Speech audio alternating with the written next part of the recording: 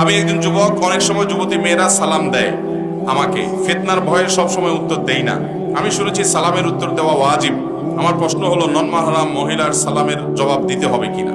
ভাইরা আমার, নন মাহরাম মহিলা যদি সালাম দেয় এবং সেই সালামের উত্তর নিলে যদি ফিতনায় পড়বেন মনে হয়, যেমন ফেসবুকে ইনবক্সে কোনো মেয়ে আসসালামু আলাইকুম বলছে, আপনি যদি মনে করেন যে এখন রিপ্লাইতে ওয়ালাইকুম আসসালাম যদি দেই, এরপরে আলাপ শুরু হবে বাড়ি কই কি খাইছেন, আস্তে আস্তে অনেক গলিগলিতে নিয়ে যাবে, আপনাকে ফিতনায় পড়ার ভয় আছে, তাহলে এটা ইগনোর করবেন। ওই সালামের জবাব দেওয়া আপনার জন্য আবশ্যক হবে।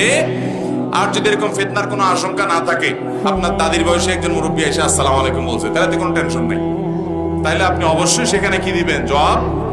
এক কথায়, দাদির বয়সে হইতে এমন কোনো কথা না, এটা শুধু উপমা স্বরূপ বললাম আমি। কোনো মেয়ে যদি আপনাকে সালাম দেয় এবং সালামের জবাব নেওয়াতে যদি কোনো ফিতনায় পতিত হওয়ার আশঙ্কা না থাকে, তাহলে ইনশাআল্লাহ আপনি সালামের জবাব নিতে পারেন।